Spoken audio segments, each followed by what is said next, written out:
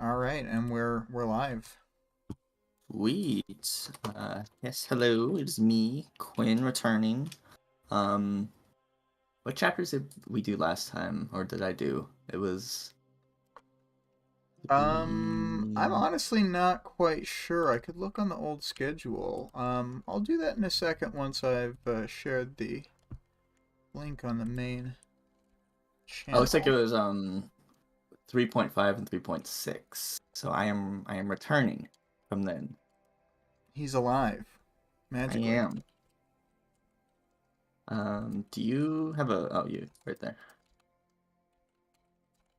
Yeah, just sending out that link. Vic in here with, hello? All right.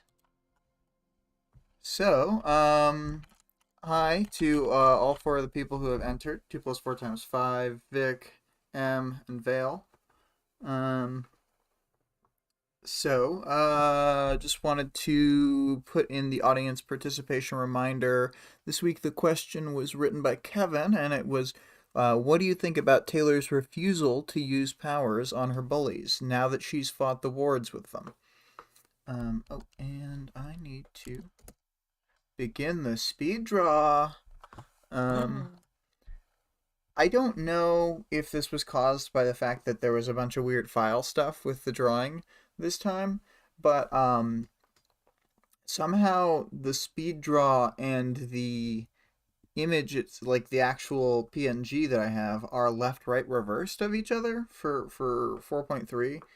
Um, and I just thought that was kind of funny. Oh, that's weird. Um, we had all sorts of weird file troubles because it was like coming through and it was like, what is this .4 file? Because it was like 4.4, and so the computer was refusing to work properly. Um, yeah, anyway.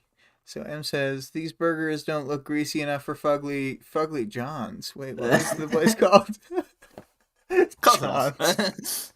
Yeah, don't worry about it. I drew this way, then I liked it the other way. I don't know why I want burgers really bad. Okay. Good. Um,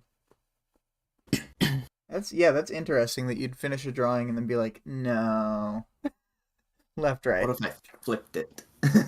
Yeah, they're greasy enough. There's a whole grease. We're seeing here that there is just grease stains as a big portion of the effort so far on this crinkly paper. Um, oh yeah. Quinn, do you wanna talk about the Fugly Bob's food? Would you eat it? Do you eat this kind of Big Judd style restaurant in real life? Like, I would eat it, but I don't like actively like go out for it. You know, like if someone was like, dude, you wanna like go get a fucking 30-pound burger at Big Judd's? And like I was like, I guess I'd be down, but like I don't do it a lot, you know? But like I would eat it. Yeah, I love the image. It's like Big Judd. I think I know why I'm suddenly hungry for burgers. Yeah, I need them greasier, Victoria. Yeah, I would go to this place with my supervillain friends to hang out anytime. Big Judd is a sometimes food. Yeah.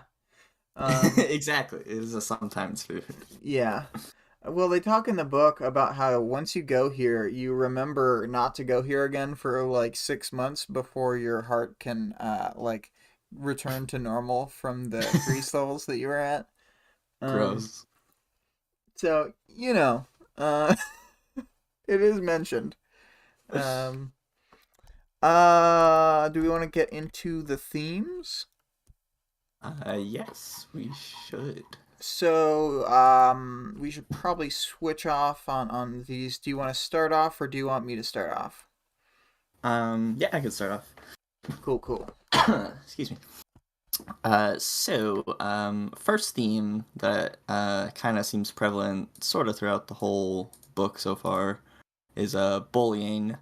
Um, we see this with Taylor kind of telling like her new friends that kind of her whole whatchamacallit, like the fuck, blanking on the word. Telling like all of her friends about her like really traumatic experience. Now that we kind of like have learned what actually happened. Oh yeah, the like Um, her trigger event specifically. right, right. And then yeah, just kind of sort of the general bullying that I feel like she goes through like on a unfortunately day to day basis. You know. Yeah, yeah, for sure. Just generally sharing her emotional world with them in a way that she hasn't done with anybody since her bullying began. Yeah. Yeah. Oh, and just to address the Um, comments in here, Bill said, Fugly Bobs talk about villain stuff. No problem. Mention the word vegan, the cops show up. And then to the sometimes food aspect of Big Jed's, it's probably food, but only sometimes. exactly. Yeah. Sometimes it's It's just not a pile of really food. grease. I think most times it is. Yeah. And um, then I also wanted to mention how we see like the different reactions that people have to Taylor, how Lisa directly comforts Taylor. Brian gives like a statement that he's on, that they're like on her side, and then like Alex sort of is interrogating what she's been doing. How did you feel about that? I kind of felt like it was in line with the way they've been presented already. yeah, same. Yeah, I liked how Lisa was comforting Taylor because she's kind of been like she's kind of like a solid rock kind of by her side since like really the start of when she first met her. So it was nice to kind of see her, you know, reinforce that same idea onto her. And then Alec, yeah, he's kind of I don't know, he's kind of rude sometimes. Yeah, Like he can't really let things go a lot of the time. yeah, and like I'll talk about it later, but there's like something he says like later where she's like opening up and he's just like, oh. And I'm like, oh man. Yeah, yeah. Not the most helpful. Um but still in his own way, I think he is he's like you're on my team now, so fuck everybody else. Yeah. Um then I wanted to move on to sort of the theme of escalation. Normally Taylor is escalating things, but Taylor talks in this conversation specifically about like not taking petty revenge because it would start a cycle of escalation where the bullies are more upset, and then that might ramp things up. That if she was retaliating and kind, like it would just start, yeah, a cycle until something really bad happened, and so she's actively trying to keep her cool in a situation to not escalate it. It's like she's doing anti-Taylor moves. Yeah, yeah, I agree. Yeah. I mean, Um do you have any like thoughts on this as someone who, has much less experience with the book? um my only thing is like her reasoning makes sense and like I don't blame her or anything obviously. But like I really just want to see her like fucking just let all hell loose like on them because it would just be like so satisfying, you know. And I'm just like Yeah. Taylor, please, but like you know, I understand she has good reasoning Vic and says, all. I blame her.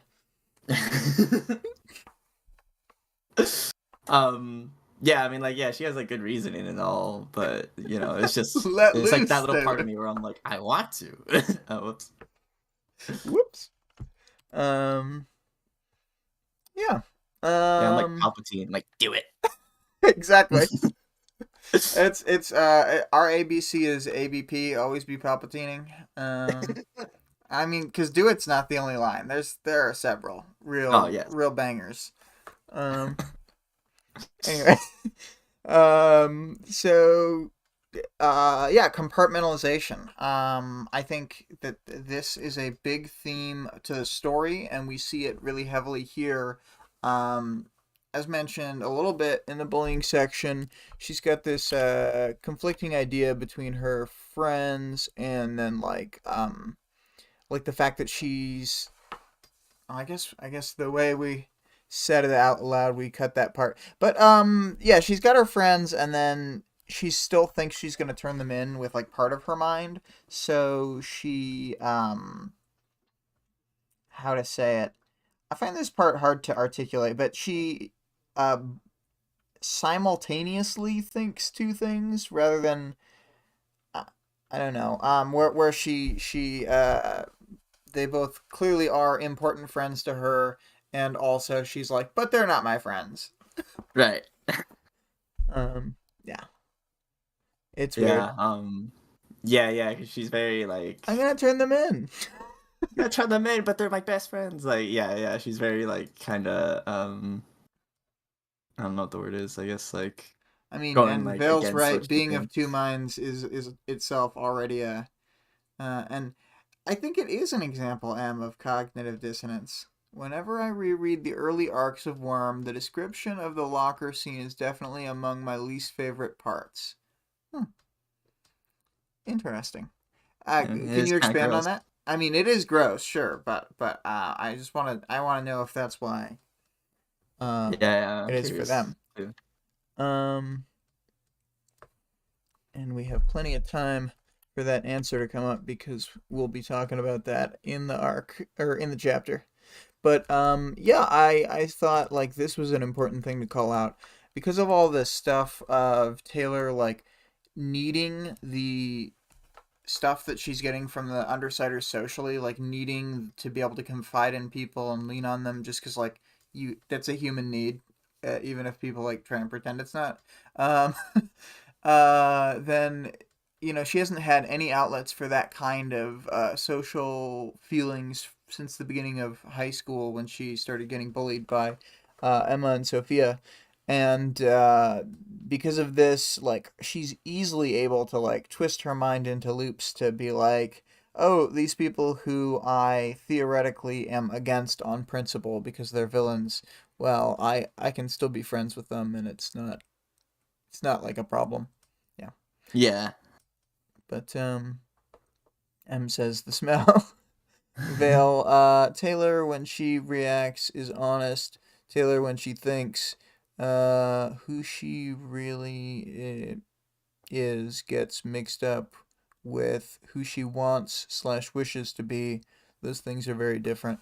Yeah, yeah, there's definitely a gap between her ideal self in her own mind and then what she does, and she kind of papers over that gap. Oh, I think YouTube chat might have censored my follow-up message. Oh, it might have. And Greg's not here. Let me see if I can figure out how to uh hmm, how do I don't know how to see censored message. I am so here. Oh, okay.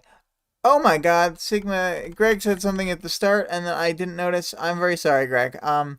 Greg, can we Wow. uncensor whatever the hell 2 + 4 × 5 said?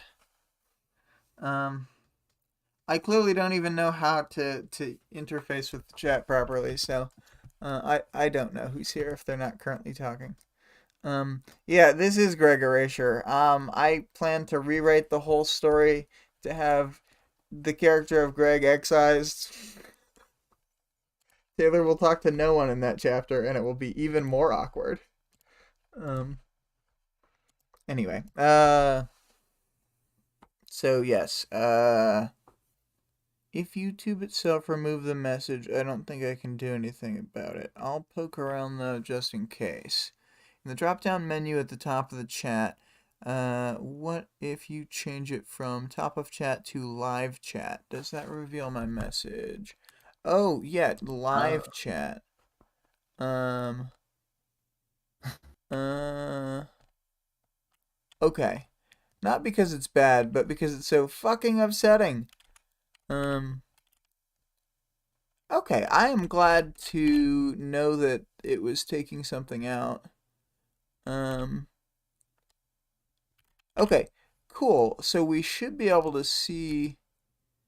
Um, Oh, okay, now I see it, yeah. yeah, cool. Well, that's good. Another bug worked out. We're always Another bug. Haha. Bug. We're always getting Ah, slightly ah. better at this, but only very slightly. Yeah. Um. Anyway. Yeah, so I think the compartmentalization's a big important thing, and uh yeah, let's just move on to the chapter.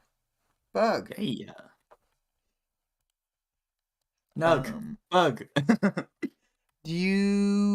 I think I'm gonna start off a little bit because I have a big side message that I wasn't sure if I was gonna include because it's like kind of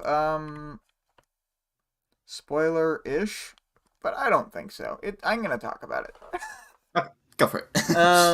So and I have to kind of weave it back in. So we left off the last chapter. Oh, and this is in the voice of Victoria for the most part. Because she has been helping even more with the scripts. It's been really great. It saves me a lot of time, and I think the stuff she writes is really good.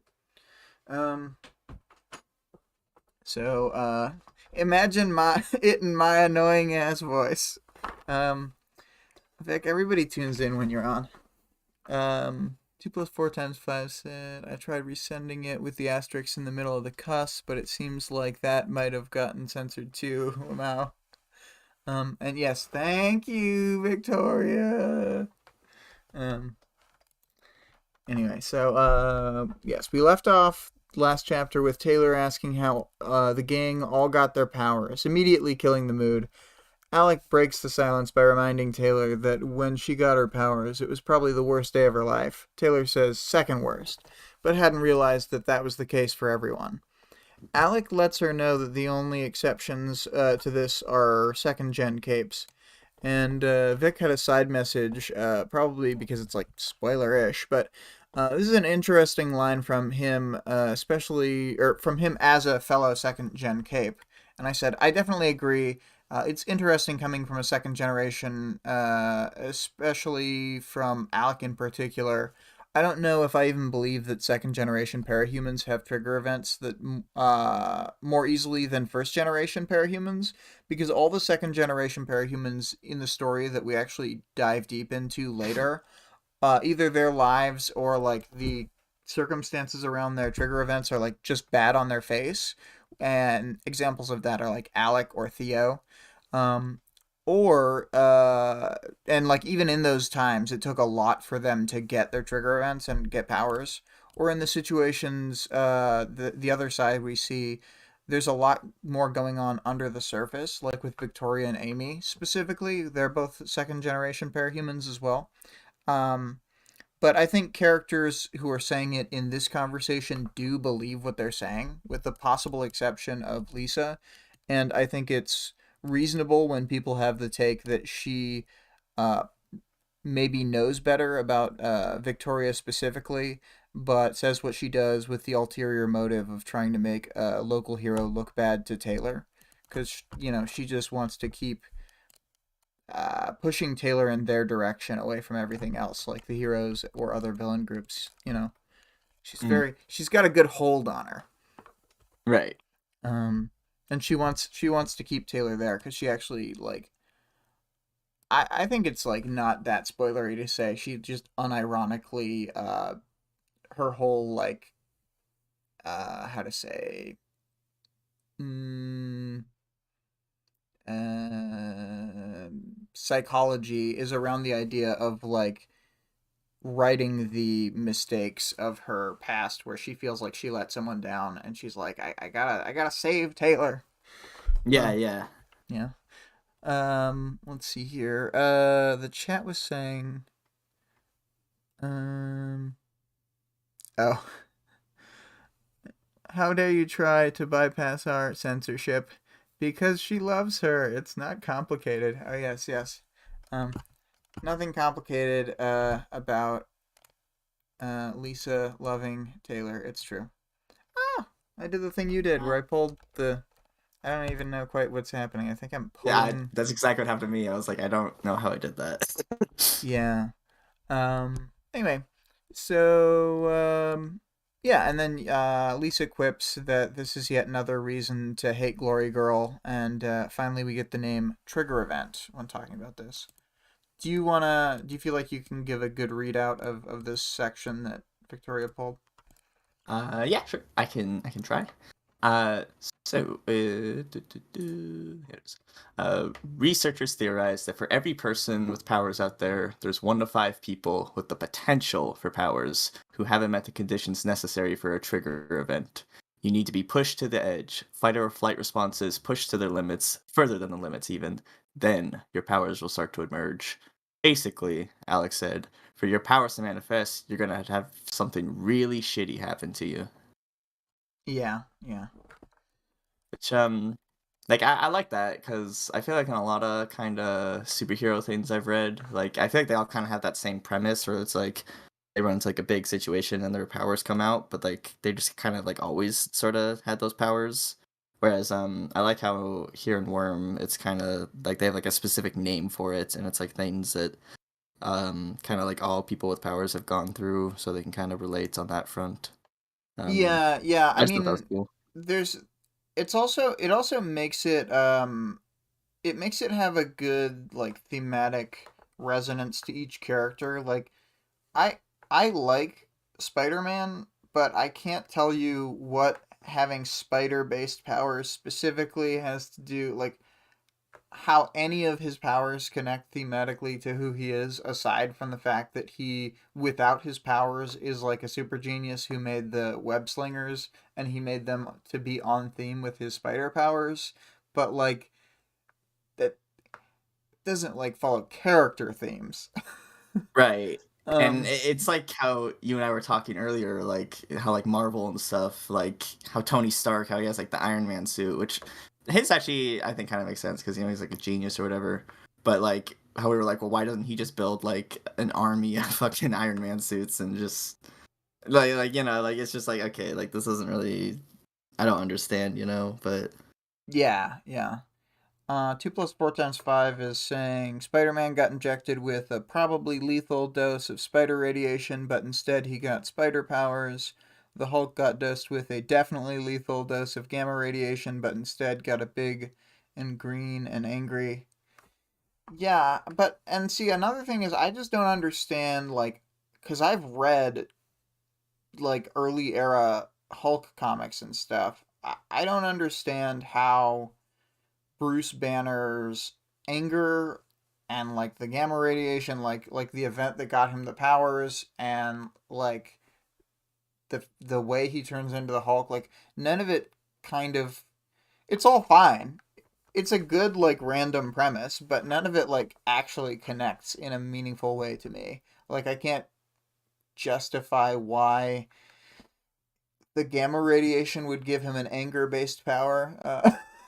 uh-huh, or like why he's like green and like yeah, it like I agree, like it's cool and like I like it, but it's like oh well, this doesn't really make any sense. Yeah, like for me, Hulk is more of like a shallow premise with a good execution on sometimes, because like when they do like an emotional story arc about like his struggle with like actually keeping his anger in check, and when he goes a long time without being the Hulk, then like those are actually really good stories a lot of the time. But Yeah, it's just like kind of weird premise that doesn't make any sense. So yeah. yeah.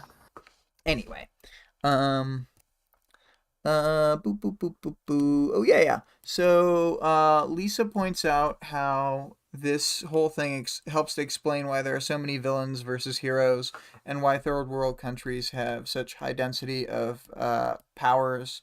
Lisa clarifies that second gen capes don't need as intense an event to trigger, noting that Glory Girl got her powers by getting fouled at a basketball game in gym class. And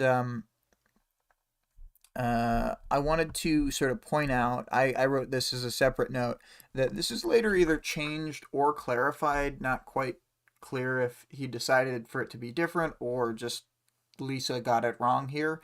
But it was like an actual basketball game against another school. So there was like a crowd and everything, and her parents were watching.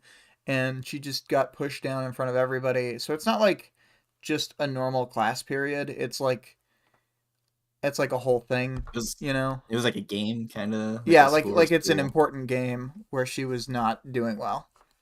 Yeah, which I mean, yeah, that makes it make a little bit more sense. But when you compare that to like what Taylor went through, it's like, ah, well. Well, sure, but I mean, then there's like more circumstances, like not to just like make this the Victoria Stan hour, even though it is that every week. Right. Basically, like she dealt with like a lifetime of isolation and feeling neglected by her parents for not being part of the like superhero family where all of her family members had powers and stuff, and the fact that she was like failing at not even a high stakes thing, and they were looking away while she was getting shoved to the ground and stuff. Oh, okay. It was just, it's like there's just more to it because she also kind of had like a mental trigger more than a physical trigger, despite the fact that she was literally being pushed. Right. Um, that wasn't what it was about. The push sent her over the edge. Yeah, well, I guess I wouldn't No, even no, say yeah, that. no, Like, I'm joking. yeah. Okay, so 2 plus 4 times 5 said in the 2016 Deadpool movie, they were manufacturing mutants with a drug that triggers super mutations based on adrenaline, and they were just torturing people to activate any latent mutations. That scene really reminded me of how some evil governments might try to manufacture parahumans in worm. Yeah, I think that I think that they did uh like they do allude to stuff like that in this, especially because of like bone saw scenes and stuff later. um so I think that it is kind of intended part of the setting that there are like government programs throughout the world of different people trying to make capes for their military. um Mm, but is Vic says, ugh, I didn't write anything about the Victoria thing because I knew I would fail. Yeah. We've been talking about Victoria a lot because Vic is reading Ward, and yeah. ooh, Anyway. Uh so yeah, do you want to read some of this stuff or yeah, yeah. Um, yeah. So after Alec is all, he's like, it's like the worst day of our lives, or like talking to Taylor's like your trigger event is like you're asking us to kind of like share like the worst day of our lives. She's kind of like, oh, like I'm sorry, and kind of apologizes, and then fucking homeboy Brian, who after these chapters, I gotta say, Brian has soared incredibly high on my ranking. Like I love Brian now. I always did, but like now I like him even more. But yeah, Brian, he's kind of like reassuring her. He's like, this is like not like a known sort of thing. It's kind of only known between capes or like a cape scholar. Which kind of now that I'm thinking about it, are there like people who like study just like parahumans who aren't parahumans themselves? yeah, there are whole parahuman studies departments at most major universities because it's like such an important topic in the world right now. So it instantly began having its own like departments and stuff. Like when computers came onto the scene and like computer science, like a lot of people realized the relevance of it like right away, and they're just like, oh, we need to devote resources to not falling behind in this. Not everyone did, but clearly like tons and tons of universities have big important computer science programs and stuff. So, and like, Right. yeah, it's just kind of that same thing. Like this is just the next technological leap almost.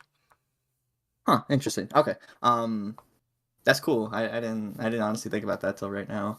Um, but yeah, after that, Taylor, she kind of becomes a little like I guess self conflicted, and she realizes like maybe she shouldn't have like brought that up, but she realizes maybe the reason she brought it up is because she wanted to share her own story, because Yeah, she's friends with villains, I and I she's like, these are my agree. friends. I think part of it too is that like when you have all these like bottled up emotions and like experiences, it's probably just like bubbling to the surface. Like she totally can't not talk about it at a certain point. Right, yeah. M says, God, I love Brian. I'm going to be so sad if Taylor goes through life with selling them out. Brian's going to be like sad face. Dude, yeah, that's gonna be heartbreaking if that happens. Yeah. Um, it's good to have you and M back in the discussion because I think everybody else has read Worm, and it's just fun to get a couple voices and opinions from people who don't know the character stories. Um, But so let's see here. She lets the group in on her thoughts. She doesn't want them to jump to the wrong conclusions with their speculations about the sucky parts of her life. But she wouldn't want to ruin the mood. And then this is where you can really feel the Vic tone coming through. Alec attempts to comfort her by letting her know she's already ruined the mood. Brian misunderstands Alec's intentions and punches him. He clarifies, which means there's no reason not to, I guess. You dropped your crown, King. Uh, I love that. So, yeah, do you want to take this paragraph, especially because you have a little note of your own here? Yeah. So, yeah, once they're kind of prompted by Lisa, Taylor kind of starts to say that she doesn't want to, like take revenge on anyone, and what she's about to say, which is I guess let me read this actually real fast before I misspeak. Uh, Okay. Yeah, it's like a little character trait Taylor is having where she's like trying to be like, oh, it wasn't that bad, sort of, Well, like, no. She's what's happening in what Vic was pointing out here is that she doesn't do the thing that most people do, where they go, "It's not that bad." She really tells them the story, and she's like, "These supervillains are going to be horrified by what happened to me, even though they're villains." oh, okay, yeah, that makes sense. Now I see. Yeah. Um, yeah, and then yeah, Alec is kind of asking, like if she wants to get revenge for herself. Taylor's trying to, be like, no, it's not sort of, the path I'm trying to go because I don't want to, like escalate the situation because to get them more angry would be to just kind of bring more pain onto her, I suppose, since they're like Mm-hmm. her primary bullies. So it's like it wouldn't like make sense. Essentially, is kind of what she's trying to say. And yeah, as I was saying earlier, like I understand like what she's saying, like where she's coming from, and it all makes sense. But you know, I still want to see bad stuff happen to these women. Yeah. um, Taylor's got to go ham some point. That's what you're yeah, thinking, right? exactly. Like I feel like there's only so much she can take before like she either does something like that, or like maybe she does it but she does it like out of impulse or something. Yeah, yeah. Um but yeah, I guess we'll see. But yeah, because she feels like she needs to get the closure herself by kind of working it out through her own means rather than having just bitch sick her dogs on them or something, for example. Like that wouldn't like really bring her any sort of comfort and closure. Right. Yeah, yeah. I agree. And then after that part that you had mentioned here about not getting closure if it was done just by her friends, Brian parrots back the line to her to make sure that he and everybody else there understand that they won't act on it. And then Vic put in sneaky parens here. Alec notably doesn't verbally agree. Um, yeah. The story opens with describing the trio. They humiliate her and hurt her, each with their own approach, and then it's a mirror to the creative and mean line. My heart was pounding as I looked up from my plate to check the expression on the others' faces. This is who I am, I thought. This is where I'm coming from. When they heard about the real me, without whatever notions or ideas they'd gotten into their heads about me or how capable I was, how would they react? Yeah. Not the best reading of that line, but there we go. Do you want to jump in here? Yeah. And then yeah, she kind of goes on to say how this bullying lasted a year before things kind of started to quiet down, and she thinks sometime in November they just got bored or were just kind of well, probably just bored, not really got sick of it, but she started to just kind of get ignored and left alone.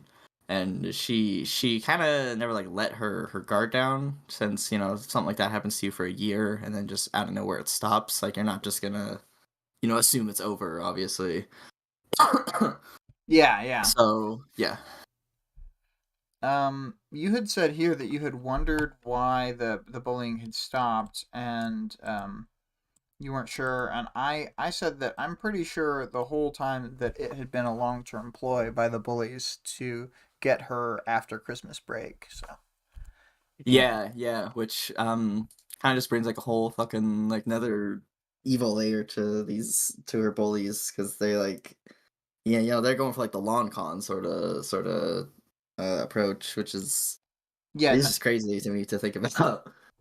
yeah, I mean it seems like it's unclear what would even be off the table, because like Sophia's tried to get a group of boys to like duct tape her to a telephone pole and stuff, and like that's pretty crazy as far as bullying goes, like duct Mm. taping someone to a outdoor thing, like that's nuts. um Yeah. yeah, Um. but and the Vic. whole locker thing is like crazy too, so yeah, it Yeah. just seems like what is and isn't on the table. It's not even clear if there is a line. Exactly. Yeah. And something Vic pointed out is, does she even mention in this that Emma and her used to be friends? And that was actually something I realized too, because I don't think she ever brought that up to any of them, did she? I don't think she says that here. I think she does tell them that later, but I don't think that's here. Yeah, No. yeah. Which yeah, I don't know. That's interesting. I find that interesting that she didn't mention that either. Yeah. I don't know what I would want to be duct taped to. I mean, telephone pole's not like worse than other stuff per se. It's just that like in any circumstance where you are completely captive, but you're also just in public where anyone could come up to you. Like that's terrible. Um, Right. yeah. I'd be okay with being duct taped to like a hot rock or something on a beach with like some salamanders. Like, Victoria would be connected to a bear, and M said Victoria as a shout, probably to her answer. But I like the idea that M is like, I would need to be duct taped to Victoria. Uh, yeah. Who's going to mess with you when you're stuck to a bear? it's a Exactly. good point. Yeah. I did want to call out M had said the same thing you said, parroting your line about God, I want to see bad things happen to these women. I didn't mean it like that. Okay. It was just so funny how you had accidentally like kind of formed the sentence, but I was like, God, oh God, dude. yeah. Anyway, Whoops. Anyway. me and the bear would have a symbiotic relationship. Yeah, and I would be duct taped to Victoria, Worm Victoria. um. Anyway, moving on. Taylor was even able to make a friend when one of the girls would occasionally chime in with the bullying. She had apologized, sort of, and they describe her in the book as a friend um, of the bullies. They started chatting between classes and spending lunch together, though Taylor still never let her guard down around her. Taylor thinks this was part of the reason that the harassment was dying down. For over a month before Christmas, she was left alone. And then I'll let you take the next little bit. I gotta let the doge in. All right. And then yeah, and we have a direct quote here, saying that that ended the day I came back from winter break. Taylor at this point was still, expecting, something. Obviously, she knew it wasn't over at this point, but she didn't honestly think they were gonna, be playing such a long con game as they had. So they had done the awful thing of stuffing her locker with used pads and tampons, which at this point Alec, wonderful person that he is, interrupts and he goes, "Ew." Alec interjected, putting down his food. "I was eating here." "Sorry." I looked down at my plate, poked at a piece of bacon. "I can stop. It's cool." "Finish now," Brian ordered me. If you can say he was ordering me gently. He glared at Alec. Which, here we go again, Brian, fucking the best guy of all, coming through for Taylor again, and then, Alec just kind of being Alec.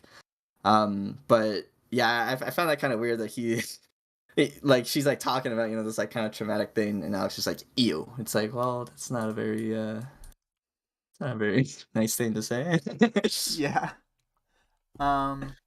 So Taylor kind of blushes but continues. It was clear that her locker had been stuffed before the Christmas break. Before in all caps. Taylor began to vomit, and in the middle of her barf sesh, she was grabbed by the hair and shoved into her locker. She thinks to herself that it was obviously Sophia who had done this, but she doesn't share that verbally. She begins to regret bringing up the story and can't read the group's expressions. Even though she wants to continue, even though she wants to stop, she continues her story. And then what is uh, saying? Sorry, I want to look at the chat. oh. I had to stop myself from putting every Alec quote. I would also not like to hear about use pads while eating sickeningly greasy food. Barf emoji. Well, nauseous emoji rather. That's Anyway, fair. I'll give you that one. And then yeah, the bullies shove her in the locker, then just slam it shut, and she's just trapped inside with the horrible rancid smell. That on top of her own puke, which is probably like all over her now at this point. And then a quote here we have from her is, "All I could think was that someone had been willing to get their hands that dirty to fuck with me, and nobody came to her rescue. She started bugging bugging out." out. Ah. um, yeah, no, but that's something I found really crazy too, is that they would go to such lengths to just to fuck with Taylor, who, for all intents and purposes, hadn't really harmed them, like, really in any, like, significant way, so Yeah. just some vindictive people, I guess. I panicked, freaked out. My mind went someplace else, and it found the bugs there. Not that I knew what they were at that point.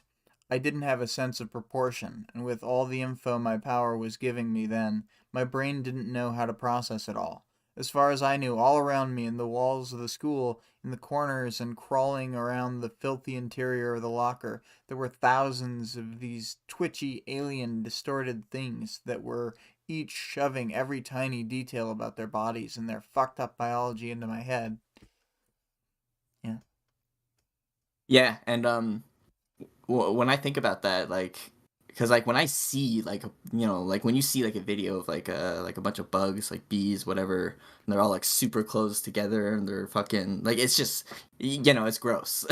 So for her to have like the ability to kind of like see that through like a clairvoyant kind of like sixth sense or whatever, I can't imagine how like kind of gross and just filthy that must have made her feel like in that moment, because I can barely like watch videos of like, I don't know, just like when I see them all like clumped together and like walking over each other, I'm like, ugh.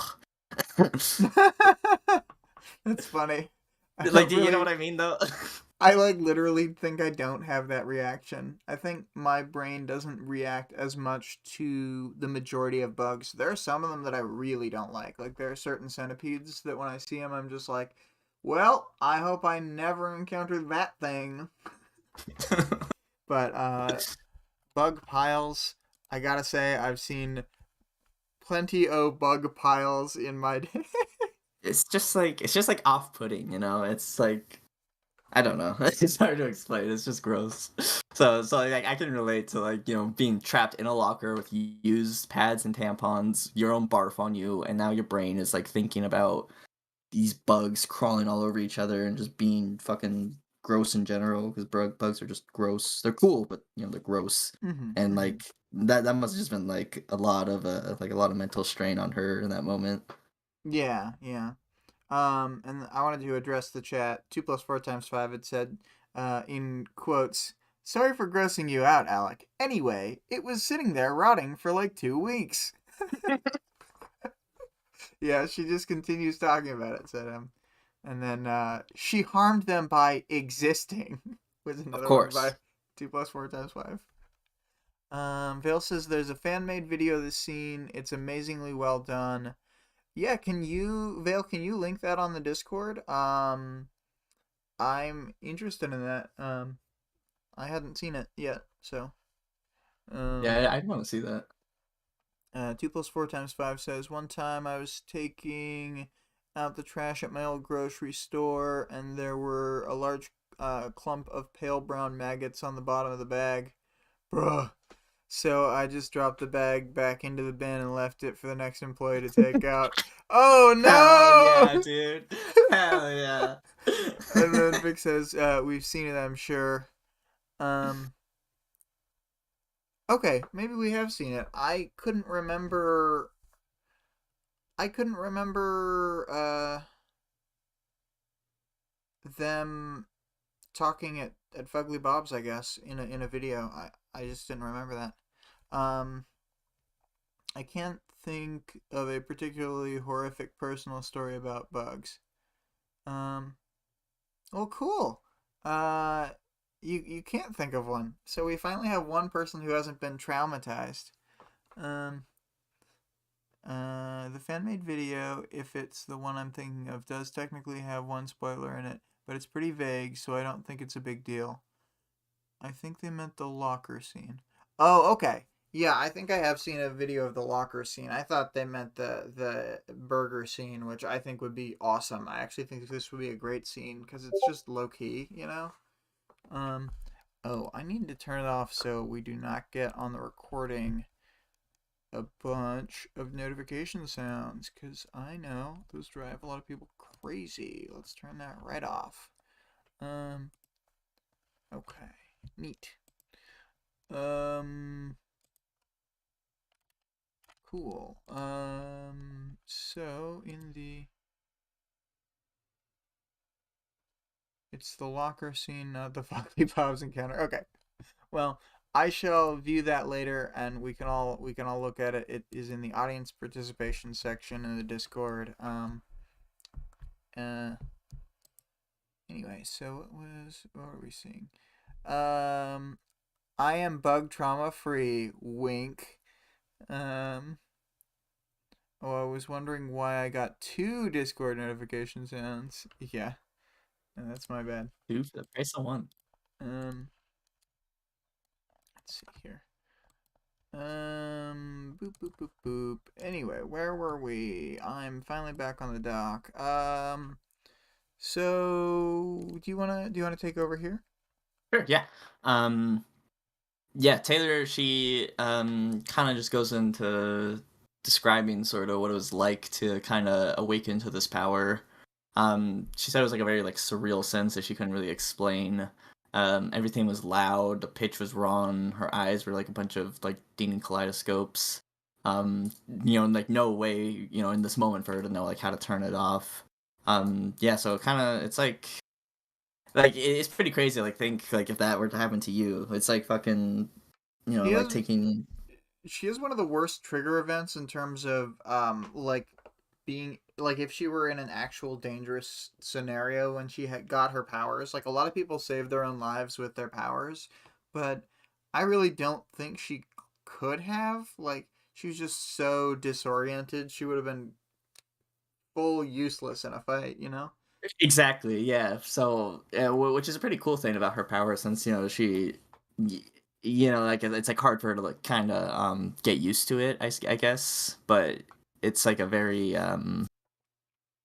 I guess it's very like rewarding power when she can use it. But Yeah. in the scenario of her first getting it, it was like essentially it was just making it worse for her because she didn't know Mhm. what the fuck was really even happening.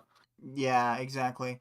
And I would say that it's it's like her power, we've already seen how far she's come from when she got it, but once she starts getting in conflicts, she gets so much better with it so much faster than she did, and all of the like stuff that takes mental coordination right now becomes like background actions. So she just becomes so efficient with all of her little techniques and movements. It's great. Yeah. Um, I wanted to jump back over to the chat for a minute.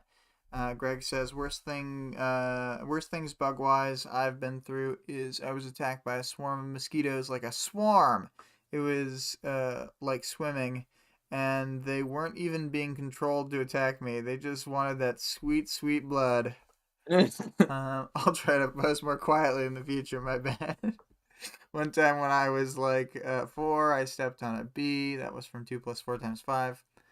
Then Vale says, my older sister was swarmed by mud wasps, and she was working at an agricultural farm, or when she was, running across the field while double fist clutching or crushing wasps. She raked off her face and neck as she ran.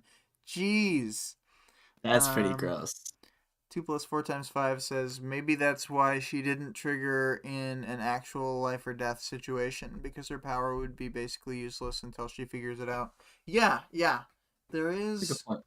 there is it's weird. There's like a mix of like complete chaos and like predestination in the powers. And that'll be seen more like way deeper into the book, um but I agree. 2 plus 4 times 5. That could be the reason. Um, and I mean, we know from much later in the story that her power is, in some ways, intentionally crippled. Um, so, like, that's why it's all shitty at first. Um, anyway, moving on to here. When Taylor is finally let out, she comes out fighting, and the paramedics had to come in, and she doesn't remember much after that because at the hospital, or yeah, she doesn't remember much after that until she gets to the hospital. But like at the hospital, she began to finally understand her power, and I thought you could jump on there. Sure. And then a quote from her is bugs are a lot easier to wrap your head around when you realize they're bugs. Sure. She shortly learned kind of like how to shut some of it out, so she wasn't being constantly overwhelmed. Her father, Danny, was able to get some money from the school to kind of go through the hospital bills.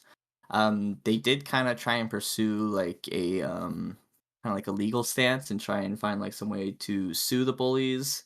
But the lawyer and them, they all kind of got together and they decided, it's not enough like tangible hard evidence to kind of pin it on them.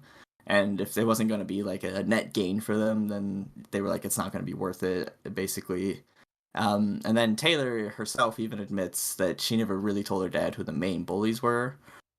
So there wasn't like a whole lot. Danny did like what he could, I guess, in this scenario, but given the information he had and kind of the whole situation, he kind of just decided that it would be better to just not pursue like any sort of legal ramifications. Yeah, yeah. Um, back to the chat for a second. 2 plus 4 times 5 has a story I find shocking.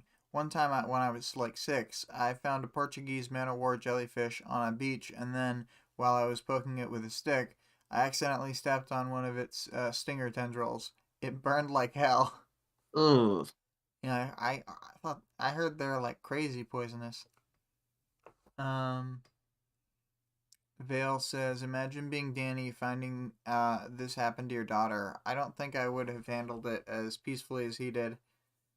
And then, no wonder Danny feels like he can't do anything for Taylor's situation, because what would you do as a father? There is some stuff. Like I think he should definitely have brought her to family therapy when Annette died, and he should definitely also have sent her to regular therapy for the bullying, and maybe the therapist could have worked with her to like get a better handle on the situation and maybe even helped Danny facilitate like moving her schools and stuff.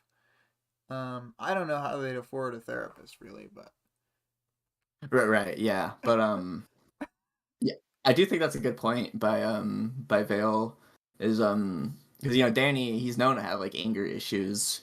So it's kind of interesting how, I mean, like obviously there wasn't, like there's not much he could have done. and he does yell at people, but he's cowed, right? Yeah, yeah. He doesn't really have like a way to go about it, especially given his like lack of information that he doesn't know that he has a lack of, really. Hmm. Let's see here. Fortunately, it was just one stinger tendril, but it did wrap around my ankle, and my dad had to scrape it off with a stick. Then we went back to the hotel room and Googled what to do about jellyfish stings. Meat tenderizer. The sauce, not the hammer thing. I had assumed, but I'm glad that you didn't hammer your foot to death. So we put the meat tenderizer sauce on my ankle and immediately started to feel better. That's pretty cool. That's cool. Danny is poor though. Yeah, Vale, you're right. Danny is poor, and like that's a definite intentional element of the story. But I can't remember him ever thinking I couldn't afford to send her to therapy. I just don't think he thinks of that even as like an important enough. Like I just think for what she has like specifically been through and like her circumstances that it just really makes sense, you know. Are you Yeah. supposed to pee on jellyfish things? I don't know if that's true. I think people say that, but Yeah, I think it's like a superstition thing, I think but that's like how you're supposed to microwave your iPhone when it gets wet. Um, oh, you're not supposed to do that? yeah. So anyway, my life is a lie. Um, Lisa comforts Taylor, and Taylor feels glad that she isn't pulling away or laughing since this is her first time talking about it. Alec is in shock when Taylor gets to the end of the story and the bullies are still alive. Wait, this thing with those girls is still going on? Alec asked me. Yeah. Yeah, and then yeah, Taylor, yeah, she agrees and she's like, yeah, like it was like a pretty bad sort of dramatic experience. Her friend who was, oh, what did they say it was? It was like a friend of a friend or something. Or it Yeah, it was was like, a friend of the bullies.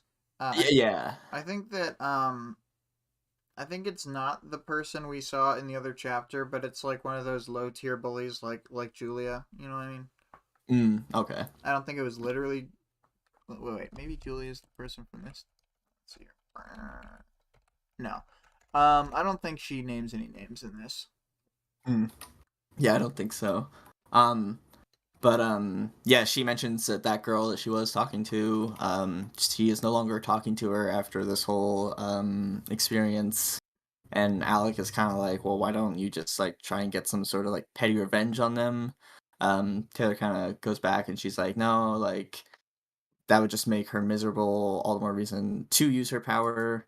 It'd be like obvious that it was her, and then like it just like kind of goes back to her whole thing where she's like doesn't want it to like escalate into a whole like issue, um and she's like it just like wouldn't make sense. And Alec, he sees like the logic within it, and he's like, well, you could try and find like a different way, like a more subtle kind of cloak and dagger way to go about it.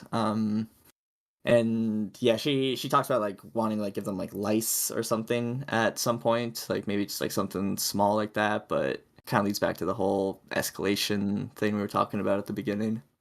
Mm-hmm. Yeah. And then I like how Vic put it. Alec compliments Taylor's intelligence. Um, Taylor turns to Lisa and Brian to back her up, but Lisa says nothing. Brian ends up agreeing with Alec's stance. Psst, Taylor, remember, they're villains.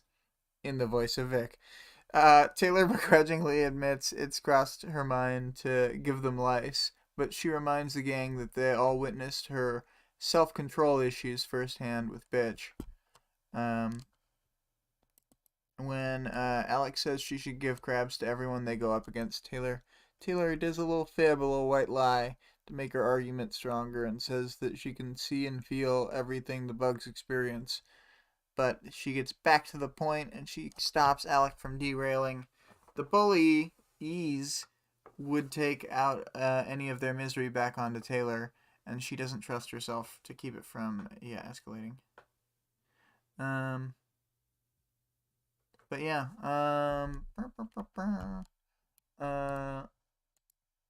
Yeah, and then yeah, Alec kind of continues to kind of like push her, to go for revenge, and Taylor's just like, no, like that's not gonna happen. She mentions that she doesn't really trust in the whole like the system, so she's like, there's no way I can get any other sort of help, but like I'm not gonna resort to, you know, doing something like that to them. And then Lisa kind of half joke, maybe not entirely joking, but she's like, it'd be kind of awesome if we kidnapped them, dropped them off in the woods.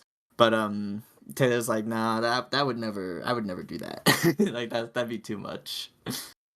yeah, too much. And then, do you want to read some of the quotes down there?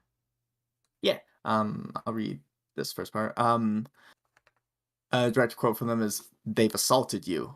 It's a little different. The only difference I see is that they deserve it and you didn't. I mean, I'm not smart like you guys are, so maybe I'm missing something." I shook my head. "You're not missing anything, Alec. We're looking at this from two very different perspectives. I don't really believe in the whole eye for an eye business." And then continues here. "I was Yeah. beginning to feel like I was getting out of control of the conversation again. Then Alec dropped his bombshell. Then why the fuck are you a supervillain? Escape." The word left my mouth almost immediately, before I'd had a chance to even think about what it meant. Yeah, yeah.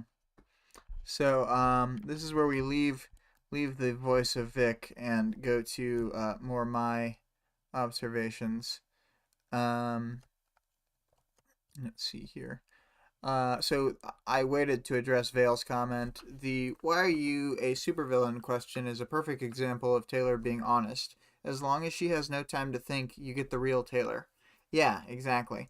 Um, and then the other thing was 2 + 4 × 5 saying the quote from Alec about not finding a subtle way, and it's one of the favorite Alec quotes. So I'll read it, I guess. To get the real quote. "You're not stupid. Are you honestly telling me you're incapable of finding a subtle way to get back at them?"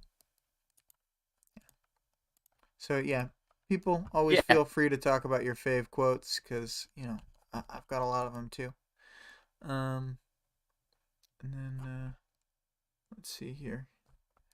Yeah, I thought Taylor's commitment in this to her own little ethics is reasonably admirable. That she, um, but she opens up the line of questioning that leads to her needing to justify with escape. She says it's for Lisa's benefit, like self-justifies a few moments later in her mind, but it does really seem like she's just letting the truth slip out. She can't really read any of the others' reactions. She just continues to explain herself and realizes everything she's saying is true, including the fact that she considers them friends. So um yeah, do you want to take over and read some of these little pieces? Yeah, and then while she's kind of like about to backpedal and question if she should even have called them friends, Lisa steps in and lets her know that she shouldn't have even questioned if they're friends or not. Kind of just reinforcing the idea that they're all, like good friends, despite Taylor being like, oh, well, they're villains, blah, blah, blah. And then Brian, our favorite guy, comes through again and he says, "Yes, Taylor, we're friends, and we appreciate, or at least I appreciate, that you trusted us enough to share your story." And that's just a sweet quote. Like that warmed my heart. Like I love these chapters have just made Brian like so good. Like he was, like I said, he was already good, but like he's just gotten so good in these chapters, and I'm like, yeah, Yeah. nothing bad can ever happen to Brian. Please. Nothing bad has ever happened to a parahuman. Um, Exactly. uh, Beck. Oh man. Taylor's just shocked at this supportive and non-cruel response. She's had two like terrible years of conditioning where she just expects everyone to be the worst all the time, and then she gets some like basic human decency. Um, so even though she's probably feeling like very emotionally vulnerable, she's still able to like recognize that even Alec isn't really antagonizing her with his protests. He's like upset on her behalf. Right, yeah. And yeah, I mean you definitely get that way with like your friends sometimes, like well when you like see something differently than them, or you know, Mm-hmm. like yeah, stuff like that just kind of happens, which yeah, I like that. It kind of just again reinforces the idea that like they're all friends, and even though Alex being kind of a little kind of I don't want to say dickhead, but you know, he's being a little cold. She recognizes that it's like coming from a good place at least. Yeah, yeah, yeah. Exactly. Um Um but uh yeah, or actually let me mhm. sorry, I was looking at some. Oh. But yeah, in the time it takes for Taylor to kind of wrap her head around the idea that they're on her side, um, Brian kind of starts to speak up and starts to say his origin story. And you know he's obviously aware that no one wants to talk about their trigger event, but doesn't want Taylor to feel alone. So he's like, okay, you know, like I'm okay with sharing my you know side of the my story, I suppose. Mhm. Yeah, and so at this point, I just had you write some of your own thoughts on this chapter. Like, since you're experiencing each of these, like I think so far you haven't read ahead at all, so you're experiencing everything week to week as it's happening. Yeah. Yeah. Um, but yeah, so I'll just kind of read off what I wrote here. Um, yeah, so like in this chapter, I liked how we finally learned about Taylor's you know trigger event as they're called, and just kind of how powers are working in general in this chapter. But yeah, it was really nice to kind of just get like some open eyes on the sort of troubles that she went through, and then it kind of like ties it all together, makes sense with her power, given that her power is like control over you know like insects. She'd been so helplessly like out of control for a lot of her life, and then to be humiliated and you know rotting in that terrible stench. We get to see her, you know, kind of crack and you know get like overloaded with all that information of the bugs and just all this terrible shit happening to her at one like single moment in her life. Obviously, a lot for her to go through in one moment. And it's nice to see her friends not be dismissive or, you know, kind of, you know, like when you try and tell like a story at like a group and there's like always that one guy's like, oh, that's nothing. I had something like this, you know, like it's nice to see that no one's like trying to kind of overshadow that, and kind of tell her that, you know, her issues aren't as big as someone else's or whatever. Um, and yeah, but I also thought it was interesting to learn that powers are more likely to develop in like a third world country, to kind of like push you to your extremes. So yeah, I really liked this chapter kind of as a whole. Kind of helps do a lot of like world building and just kind of excuse me, building off like the powers and just yeah, just kind of like a lot of building off of it. Yeah, I feel like it really lays down tons of texture for the, and I say this a little later in the world building thing, but it feels almost like we had a wireframe of a world and then we added like a you know 3D texture like N64 era graphics onto the thing, and now we're like, okay, we've kind of got a picture.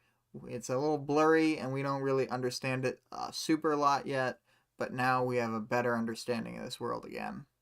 Yeah. And sort of we can imagine a scenario that we've totally never seen before unfolding. Like I feel like this is one of the first moments where you could start like fan fictioning because you understand just enough of the world to like write a backstory for a character. Yeah, yeah, yeah, I kind of agree. And in the chat, Vic was I said Alec was being cold, and I guess I worded that kind of bad. He wasn't like being cold necessarily. He was just I don't know like really like what the word would be for it. He was just kind of being I guess aggro. Maybe it would be a better word. Yeah. But Vic you're says, right. "That's right. Take it back. He's insensitive." Insensitive. Thank you. That's a better word for it. Um yeah, yeah, I would agree that yeah, he wasn't necessarily being cold, yeah, more so insensitive. And then 2 plus 4 times 5, it said about me saying he's just upset on her behalf. Was, yeah, that's a good way to put it. And then said about Vic saying, he's being cold, how dare. He said, I know, right? He's clearly being less cold than usual. This is Def the warmest he'll ever get. Yeah, that may be Yikes. correct. I was That trying to may be think. correct. Well, I was trying to think of it. There's like it just I think your mileage may vary, but there's one or two moments that I think could overshadow this. But the fact that it's debatable and the fact that this is one of his top moments for warmth and openness. Yeah, and given the fact that I was still like, yeah, he's kind of being a dickhead, so it's like, oh, that's not looking good for Alec. Oh, there's Def one moment I can think of. But we won't talk about that. Okay. um, you. Okay, Yeah. so do So you want me to just you jump up and Yeah, so Quinn had written the majority of this here summary. So I didn't know. Did you want to take more of a point than usual on this one, or yeah, sure, and then you can kind of just jump in, we can yeah? bounce ideas off or whatever. Mm-hmm. Um, sorry. This chapter opens up with our lovely gang at our usual spot, the Fugly Bobs, enjoying a meal, and then Brian is kind of just like gets them to leave. They all get up, and then of course Brian coming through once again. Is kind of like holding a bunch of the groceries or just kind of like random stuff that they bought for everyone. It's like his stuff, a little bit of Taylor's, a little bit of Lisa's, just kind of like helping out. And then, yeah, Brian starts to kind of share a little bit more about his past, where he mentions that his parents had split up when he was only 13. He had gone to live with his father, and we learned about his sister. I, I wasn't sure how to pronounce her name. I've been saying Aisha. That's kind of what we agreed on, but so I'm going to Yeah, call her I Aisha. usually say Aisha. And I know that a lot of people say Aisha, and I don't know that one of them might be right, but I'm just not sure. So I'm cool with Yeah, just saying Aisha. cool. Yeah, so I'll just be calling her Aisha. But yeah, so he said that Brian had gone to live with his father, whereas Aisha had gone to live with their mother.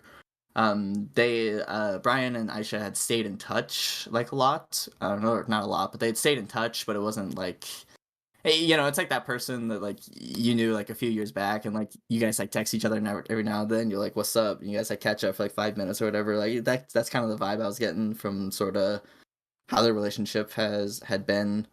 They weren't like super close, but they talked enough to kind of just say, "Hey, what's up? How you doing?" sort of deal. Um, that is until one day where Brian had received a ominous text from her stating, "Only help me." He tried to give her a call, but the phone line was busy. So Brian did, what Brian, the greatest person of all time, would do, and he rushed down there immediately, didn't pay for his fucking cab, taxi, whatever he took, and he just fucking barged into the home, and he saw Aisha just crying there. He tried to be like, "Hey, what's wrong? Like, let me know." She didn't really like have anything to say, and he kind of just accepted that, gave her a hug, and then he picked her up to escort her out. And then when he, excuse me, had turned around, he had seen a unrecognizable man there who he had kind of put two and two together and figured this was his mom's new boyfriend. And then that's when it kind of clicked to him. He's like, "This is the reason why I was called kind of over here." Um, and then we kind of get some more backstory on Brian, where his father father was like kind of this, kind of a rocky figure, big burly boxer man who, although Brian doesn't describe him as abusive, he did describe him as kind of, distant. Um, I you wanted know, to I wanted to jump in and say that like their parents breaking up and like getting a divorce and everything, and then like having a like hard to live with father, and then Aisha having a hard to live with mother. Like it, most parahumans either have bad parents or no parents. Like Taylor only having one parent, and a parent who's like not doing a great job at the specific time when she, is going through the worst time in her life. Like that's part of the reason she triggered, because she doesn't have like a stable support system to go and get help. And it was kind of the same for Brian. Like he kind of just had to do his own thing. He didn't have like a lot of like there was stability in his life insofar, I'm sure, as like his dad had a stable work situation at home, but there was no emotional attachment for the most part if he was not feeling like he was getting any like familial love from his dad, even though they were like spending like time together. Um, uh-huh. so I think that's probably it. And like you'll see that none of the other undersiders have like um, good home life backstories either. Um, that's actually something that some of the heroes have more in common, is when they have like more stable family situations, they're much more likely to be a hero. Hmm, that's interesting. Yeah, because we haven't really learned too much about like the backstories of any heroes, like not at least to the extent we've learned about like Brian and Taylor, have we? Right, yeah. I think the only ones we kind of know for the most part are we know Amy and Victoria a little bit, but not really, you know. Yeah, yeah, and then yeah, even then it's like barely anything. So yeah, that's interesting. Um, but yeah, yeah, and then to kind of build off what you were saying, their relationship as far as father son bonding time was going to the gym. His dad just kind of essentially training him, yelling at him, telling him what he's doing wrong, and then just he would take it like a step further and take him like sparring like into the ring. And he was like a 35-year-old man, peak physical form, hitting the gym probably like 5-6 days a week, maybe more.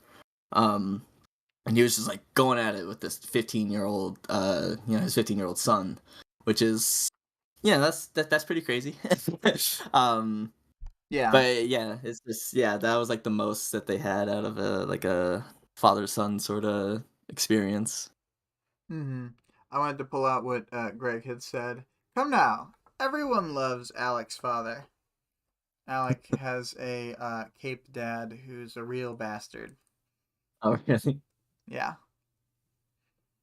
Um, he's like I guess internationally known because he's like a Canadian criminal and they live in America, but I think nationally known is a fair way to put it. Canada and the U.S. are not as distant from one another anymore once they all are under like have the PRT organization and stuff. Mm. Um. Anyway, I will let you get back to this. Um, and yeah, due to as Brian was telling us, his dad being kind of a hard ass on him and taking him out training all the time. Brian was a very tall and fit guy for his 15 years of age. And then something that let me find the quote in the chat. Yeah, 2 plus 4 times 5. He said, "Unrecognizable man." Yeah, I guess you could say that about his face after Brian is done with him, which I Yeah. think that's a great way to put it. It's because yeah, Brian being the fucking Giga Chad that he is, just went full fucking postal on him. He said his quote was that he beat him like within an inch of his life. His mom was like, crying, like screaming, just like kind of begging him to sort of stop. Um, which yay Brian again. I cannot state this enough, but yay Brian. Um, but yeah, after he had beaten him, they had returned to their dad's house with Aisha. And this is where Brian had started to discover his power because he was starting to kind of clean his knuckles and just like his fists, hands in general from the fights. And he saw, sort of like just darkness leaking out of his hands with the blood kind of coming out. And I don't have the exact quote, but it said it like in a certain way. Which kind of that was cool to kind of see sort of how his power was. Which another thing I find interesting there is Brian's a little bit different in that they mentioned that a lot of people when they get their powers are kind of fearful or scared for some sort of situation that they're in. But he says in his own words, "I didn't feel a fucking thing during his," which yeah, that makes it interesting because that means that it's kind of maybe there's like more to the trigger event than we know at this point in the story, since his was kind of different from what we've heard from other people so far. I I hate to. This is sort of a extra textual knowledge, but I'm pretty sure that it has been confirmed that like Brian is actually lying about aspects of his trigger event. Oh, So I think he does sort of bend the story a bit. okay, Um, that's interesting. um, I, I'm not 100% sure, but I was pretty sure Wildbow has confirmed that. I don't know. I mean, I think that he was afraid and that he just was not saying he was afraid. I don't Right, and think that's kind he's. of the idea I got too. No, his dad is not dead. His dad is still alive currently. Um, uh, and his dad Currently. wasn't the guy he beat up. The guy he beat up was one of his mom's like boyfriends.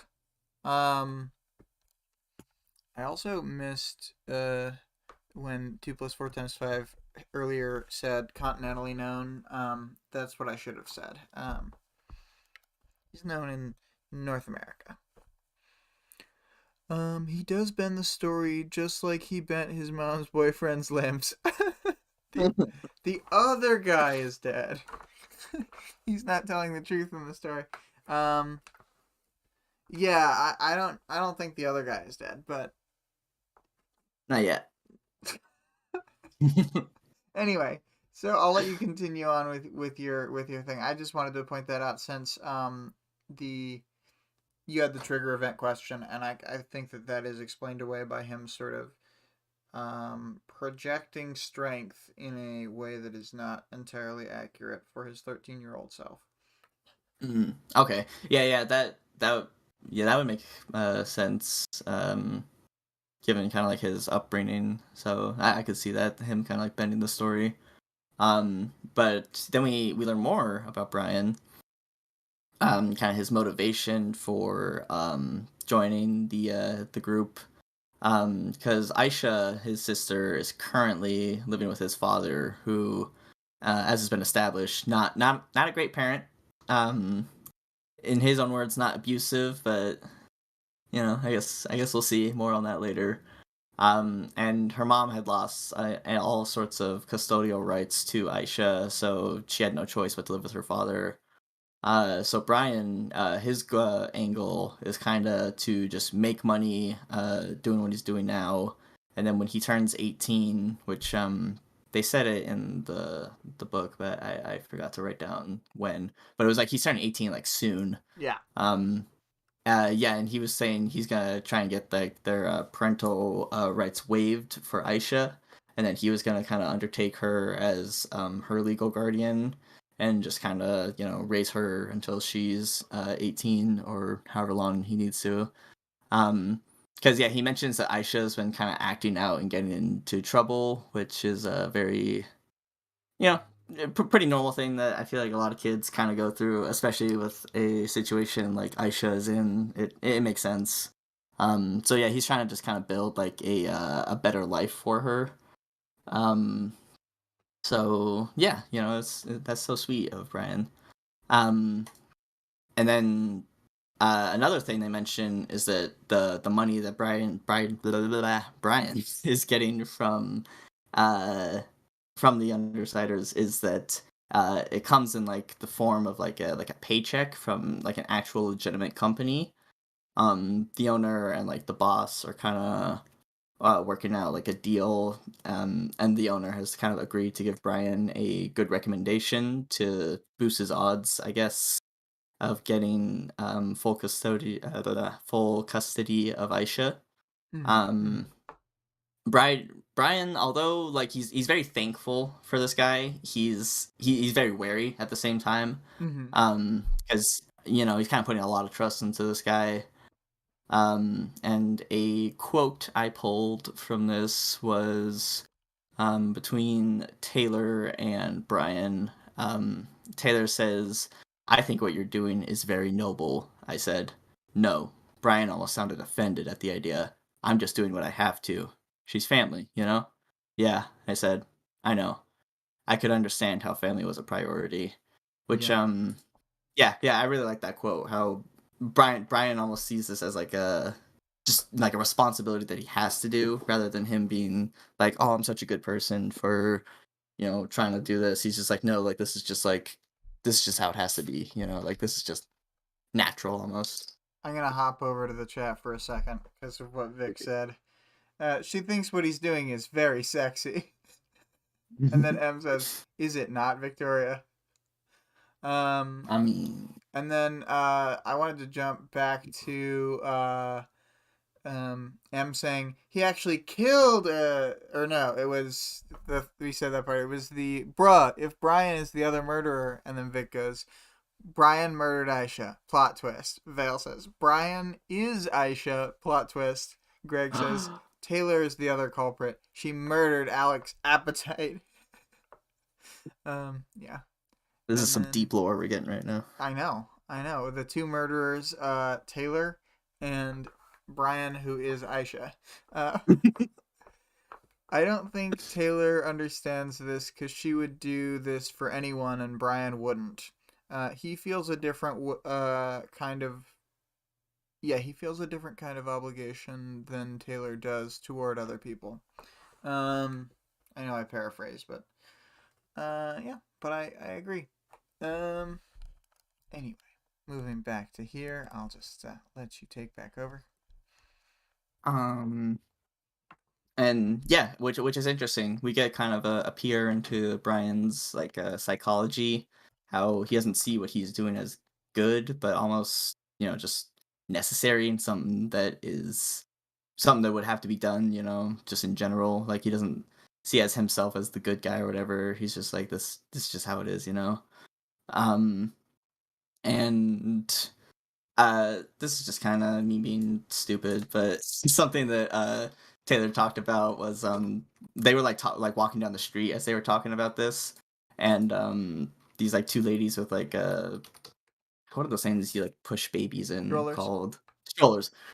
These like two women with like strollers kind of came on the road, and they're like taking up the whole sidewalk, and just kind of like Taylor's inner monologue. She like kind of shares her frustrations, how she hates when people like take up the whole sidewalk and you have to like go around them, or when they're like just slow enough to where if you want to go around them, you have to go like unreasonably fast, which is something I super relate with, because that is like one of my biggest pet peeves is when I'm like stuck behind someone who's going slow like on the fucking sidewalk, and then you have to just like look weird and like speed walk past the like Yeah, because you don't I'm want to like, walk side by side with them for like an extended period of time. That also yeah, would be super weird. like I'm like I'm over exaggerating obviously, but like it's like super fucking annoying. I'm just like, dude, just fucking. And it's not necessarily the person's fault ever, But a but lot of times when it happens and I feel that way, they're like in the middle of whatever walkway when they could just like you're supposed to be on like the right side because we're a country where you stand on the right side for the roads and stuff. So you're supposed to be on a specific side so that you can pass each other and that there's no problems and like you could even pass each other going the same direction. But some people will just middle lane even a small hallway. It's bonkers. yeah, like middle lane, they're like on their phone, totally not paying attention. You're like, dude, I'm gonna fucking lose this. Yeah. um, so yeah, I mean that was just something funny that I just thought I would pick out. Um, and then they start to talk about like costumes and stuff. Brian he bought like a what was it, like a statue or of something. Yes, Um so he bought a statue of concept art for a horror movie that he wants to have his new costume be based off of rather than a skull. yeah, which yeah, that's cool, kind of how we get to see like how he brainstorms the idea for his costumes, or just kind of how they do it in general. And so Brian, he's like, yeah, he's like, and I wanted to bring this up with you, Taylor, because like you got, you know, a really sick costume. And he's like, so like, where did you get it? And Taylor's like, she's like, and then, you know, Lisa finally, she just like cracks and she's like, oh my god, do I have to do everything here? She's like, Taylor made this from scratch. Like, like she made this, like she didn't buy it, like he likes it, like, you know, just trying to, you know, like bring it all out in the open. And Yeah. then Brian's just like very impressed with her craftsmanship on it. Oh, I forgot to call this out earlier in the chapter, but I just scrolled by it. Um, the at one point, so Brian says, "That's my story," he said, and it just made me think of people saying, "That's my story, and I'm sticking to it." But That's me, bro. let me see. I wanted to pull out this Lisa quote because I think it's great. Where she, um, yeah, it's having Yeah, having my power is really frustrating sometimes. It's like being the only person with eyes in the land of the blind.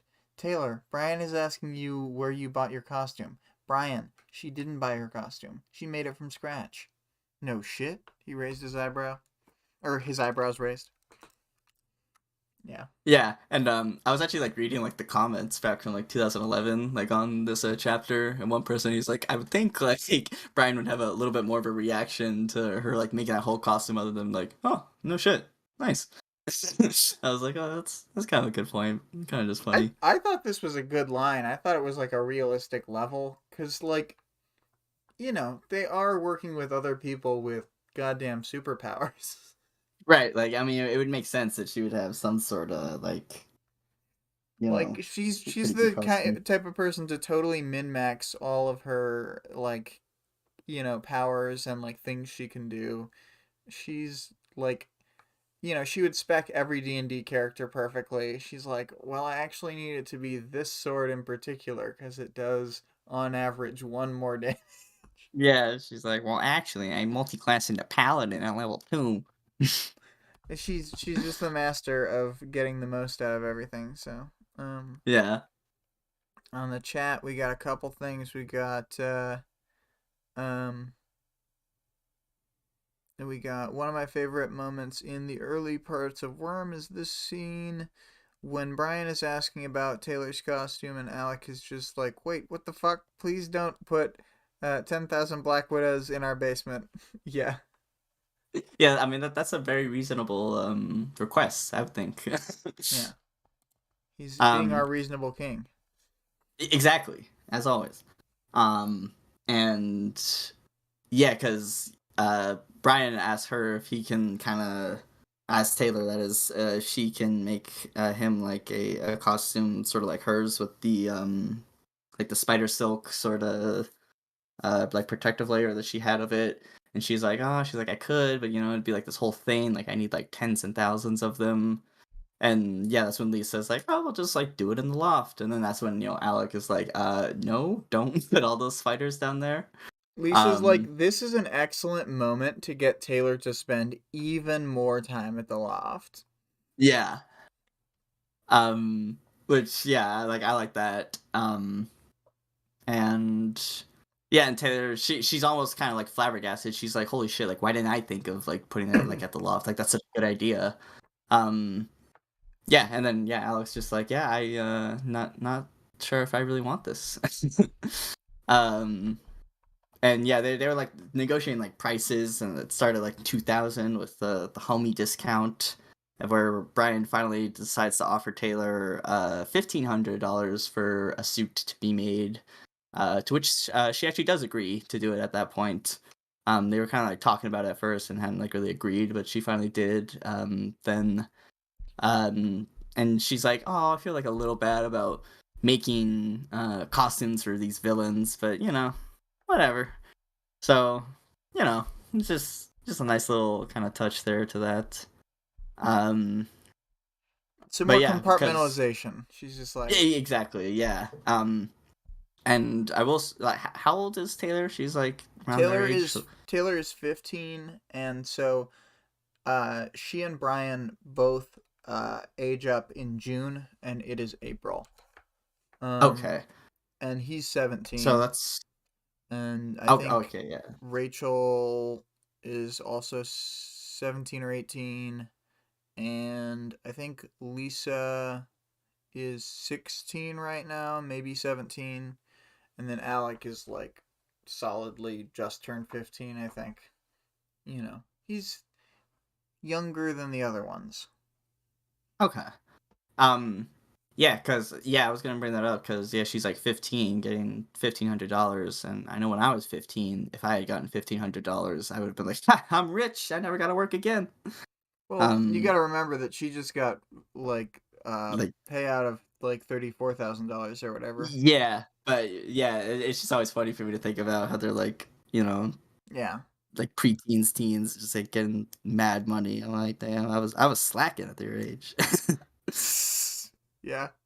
Uh, um, but yeah, they finally return to the loft, and Taylor's just kind of thinking, she's like, oh, this is how I could like make the costumes. Like I do this, the blah, I could put spiders like on the tables here. She's like, this would be great. this would be Until great. this will be perfect. Until they start to realize that Rachel and a singular one of her dogs are missing. Two of them are still there, and they're like following Brian around while he's like kind of walking around looking for her. Um, so Brian's like, okay, like we need to get this money delivered. Like, so tells everyone to get ready. He's like, I'll give Rachel a call, kind of figure out what's going on. It's like, you guys just get ready because Brian says it won't take him as long to get ready. So yeah, they all go up to their rooms and start to get ready. Which is when Taylor, Brian, once more proving that he is the best. She finds this like kind of amber teardrop shaped kind of gemstone, yeah. With like a dragonfly encrusted inside of it. It kind of gives off this reflection of like a beautiful blue with deep shades of yellow and orange. And she finds a little note next to it from Brian that says, "Saw it, seemed very you. Consider it a belated welcome gift. Signed, Brian." And I was like, "Yay!" Like this dude Brian, dude, just he doesn't miss. Like he's just one after the other with him. Exactly, just like Vic doesn't miss. Right, So exactly. we have switched to Vic's art for this. It's actually the speed draw on screen right now. Has been for maybe 30 seconds or so. So if you want to jump back on the video, if you're watching the playback and didn't have the vid up, um, it's really cool. It is the dragonfly in amber, and right now we're just watching the dragonfly get made. Um, uh, but I want to also address the chat real quick. Alec is so nervous about these spiders. Yeah, just 10,000 black widows. It's fine. Sorry about it. Well, to be fair, Alec doesn't have bug control powers. Says 2 plus 4 times 5. And then M says, Alec being the youngest explains so much now. And then when the amber art came on, said, whoa! Um, as you do. And it is I like indeed so good. Mm-hmm. yeah, I like how Vic drew like the wings like bent kind of like how they were because that's how they mentioned it was. But I like my brain's just stupid and I was like I don't understand. But like now that I see like her picture, I'm like oh actually that makes sense. Like now I kind of see kind of more how it was going. But yeah, I like that picture. Yep, yep. M says, I like how Brian trivializes it. He's like, I don't know if you wanted a rock with a dead bug in it. It's whatever if you don't like it. Yeah, he's totally he has the confidence of a much less handsome man. Right. Despite being a handsome man, Exactly. Let's see this. he's too humble for his own good. True, true. Um, so I'll let you pick back up wherever you were there. Go back to that. Yeah, Taylor, she finishes getting ready, gets like her EpiPens. She had like a bunch of stuff. I don't know, I didn't write it down because I'm terrible, but yeah, she had like a bunch of things on it. She has like her regular kit now, and it will evolve and change over time. But it's like, unless we're specifically mentioning her adding something, she kind of just has all the same stuff. Although there are funny moments where in the next in the rest of this arc, there's a point where a character is like, "Oh, I wish we had X," and then later on, when she does have X in a later arc, they're like, uh, Regent is like, "Well, I'm sure we all said to ourselves that we should get X after that happened, but we didn't actually do it. I just forgot." Yeah. I was gonna, but um, yeah, but yeah, she finishes getting ready, gets all of her stuff together, and then she goes to thank Brian for the gift, and she gives him like a brief little hug, and Lisa and Alec kind of catch wind of that, and Lisa, they kind of give them some shit. They're like, no romance in the workplace, and Taylor gets really embarrassed about it.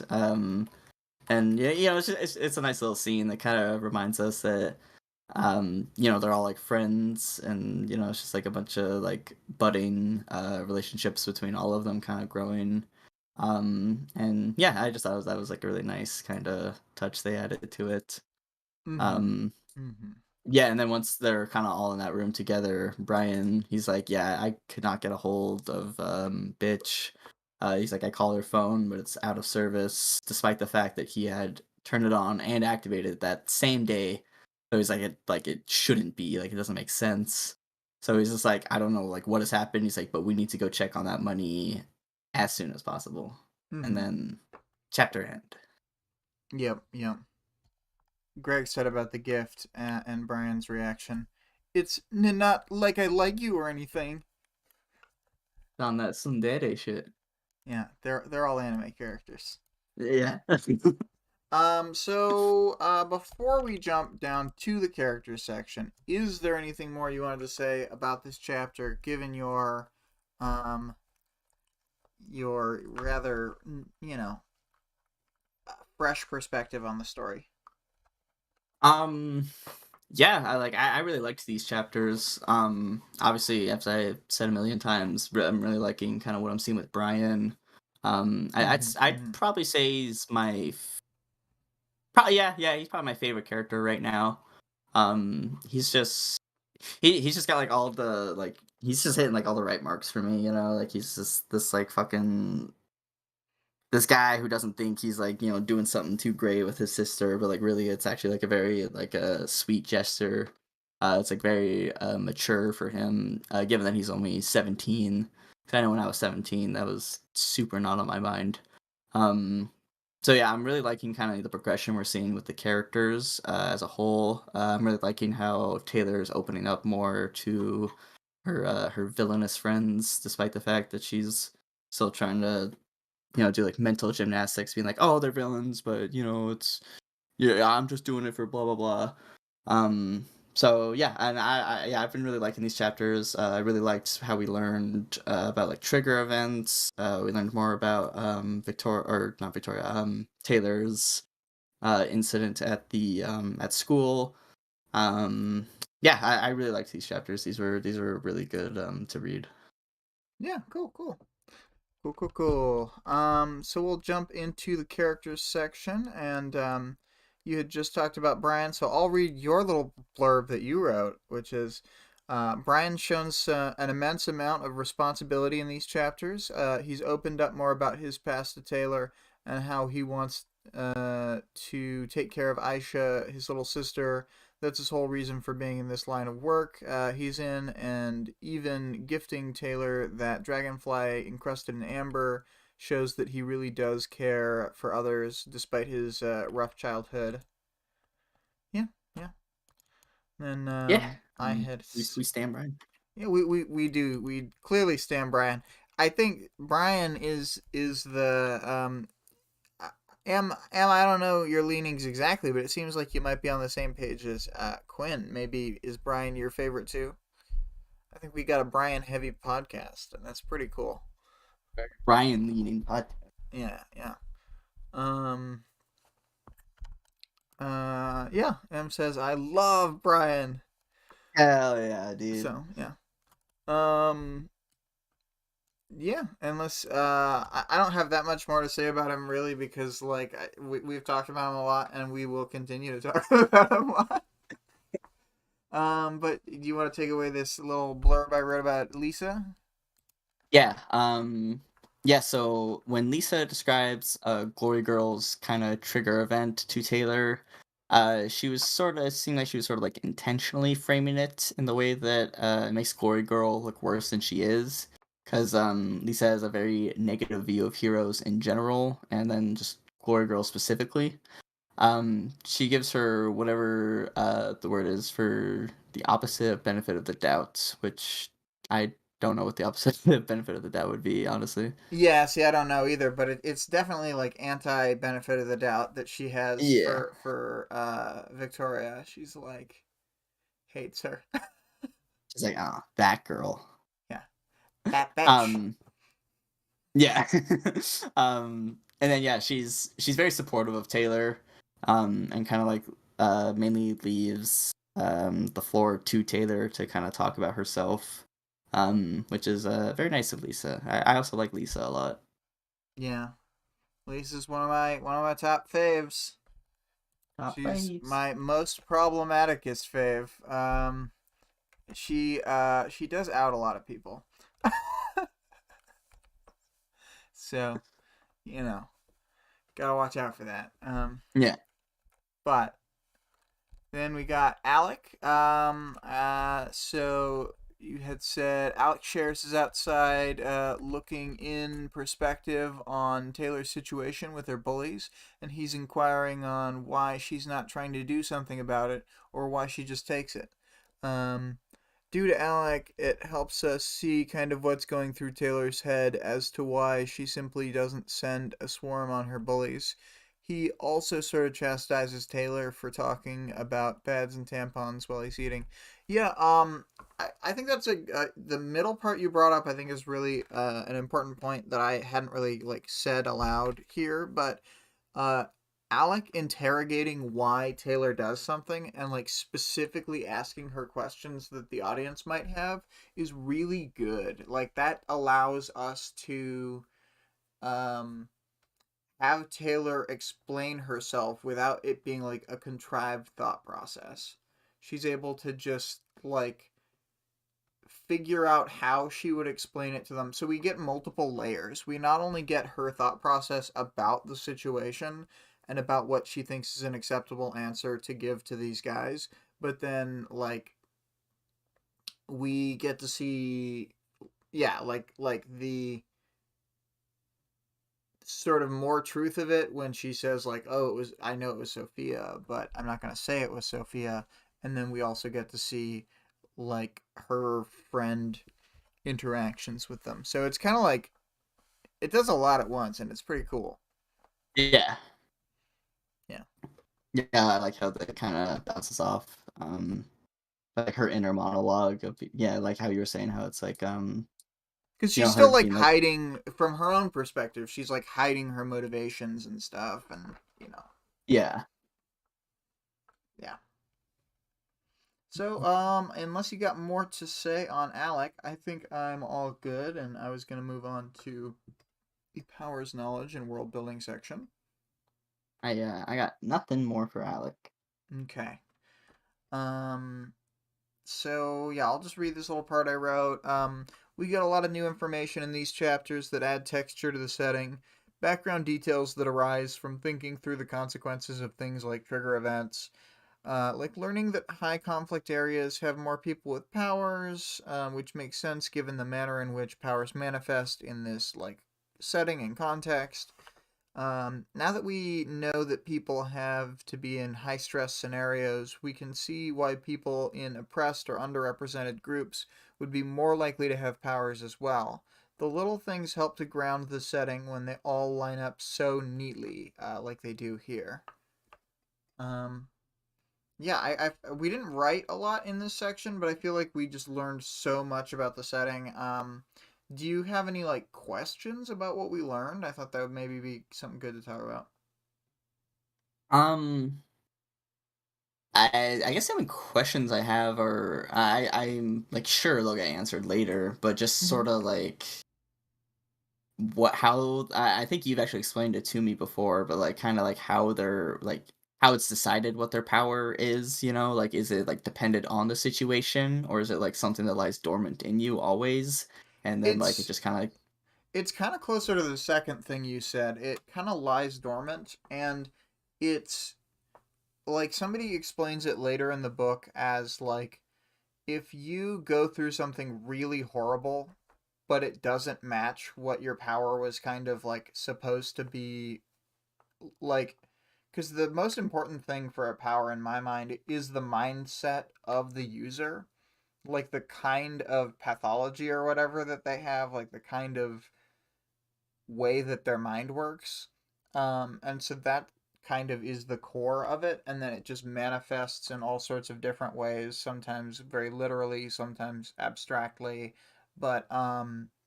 But if you experience something terrible, but it doesn't have anything to do with like your power, then like you don't get the power. Like you could lose your whole family one day, but then the next day be in a car crash and have that car crash give you the trigger event kind of thing. Um, because it's like the power was waiting for the right specific scenario. So yeah, it is more of an interplay between them than it is like a one-way street. okay. So if your power was like, you know, super strength or whatever, and yeah, like as you were saying, like your whole family dies, like yeah, that wouldn't activate it. But if like a building fell on you, then like your power would come in, you'd be able to like lift it off you, sort of deal. Exactly, like that could totally happen. Usually the the trend is that mental powers go with mental triggers and physical powers go with physical triggers. Like another reason why it's realistic that Lisa might have thought that Glory Girl's trigger event really was the push and like getting knocked to the ground is because from the outside, before you understand how power like her power works, that it's a force field, her super strength and invulnerability, like both kind of fake ways to look at it, those come from her force field, which force fields are typically like from mental traumas, from what we see um, in the later stuff, and um, and she also has like an emotion power as well, and like flight. So she doesn't really have anything that physically. Mm. And to M's question, is Taylor's mental power? Yes. I would consider um weirdly I think of like all of the undersiders pretty much as having more mental power. Like physical powers like changers, brutes, uh a lot of movers who use their own body in weird ways. Like those are what I think of for physical powers. Stuff that's just very direct in the world. Um That that mhm. almost makes me wonder if like there are people who like have the potential to get powers, but then they just have like an easygoing kind of life sort of deal. And so that almost makes me wonder if there are like people who could have powers, but then they just like never get a trigger event, so they just like never get powers. Yeah, Lisa actually mentions it's hard, maybe it's not exactly clear by the context of this, but with more like knowledge of the setting, when she says that there's like they believe there's 1 to 5 people with the potential to gain powers that hasn't had a trigger event, um like a lot of those people, live a whole life and die before and just never get the powers for the exact reason you're talking about, that they just have a stable enough life. Um, for example, and this is another like maybe it's spoilers, but it doesn't matter kind of thing. As an incidental thing we learn about Taylor's power, it was like intending to attach itself to Danny, but he had a stable enough like life and environment that he never had a trigger event, and then it changed its focus to Taylor, Hmm. who was still like primed by the like being raised by him to have the kind of like order mindset of like the way he organizes people, because he's a labor organizer for the dock workers union, um and he's actually the head of their union, so like he's in charge of like all these people, and he like believes that through like these programs that they can work on, like the ferry, like these orderly things, that like he can get everything going. And so he does have his own like similar pathology, really, to Taylor, and that kind of focuses her mindset growing up around him, and then crystallizes when she gets the power, Hmm. kind of like a dragonfly in a drop of amber. um Whoa. Whoa, bruh. That almost makes me wonder Mhm. even more so if like there are people who just have like a really strong kind of like mental fortitude, and like they would go through what could be like a trigger event, but because of like just like their strong like mental presence, they just like they're able to kind of like get over it themselves without sort of like the power. So yeah, it was kind of makes me wonder if there's like people like that out there too, who like went through what would be considered a triggered event, but because of who they are, they just were able to kind of like not get the power, if that makes sense. There's one special case that I can think of that's like that, and we don't see this happen until like in Ward, but it is a flashback to like before Worm story portion time. And it's a character who has a trigger event, and then they are so focused on what's happening that they can't let themselves get pulled out of the moment and have the trigger event, which kind of knocks you out for a little bit, for a Mhm. few moments. That like his brain and the power. Oh no, I said it. It's a man. His brain and the power kind of negotiate in that moment. Like not in a way that he remembers, but to a way where he can focus and stay from having a full trigger event, and then the way his power works is kind of weird from that point onward. So Hmm. That's yeah, so interesting. that is a thing that happens where there's a person and they do get a power, but they don't like full get a power because they stave off the trigger event with willpower. That's interesting. Yeah. I like how M says a man. Shockingly, there are men in this story. Oh, this man. That's gonna cause kind of Mm, an issue for me.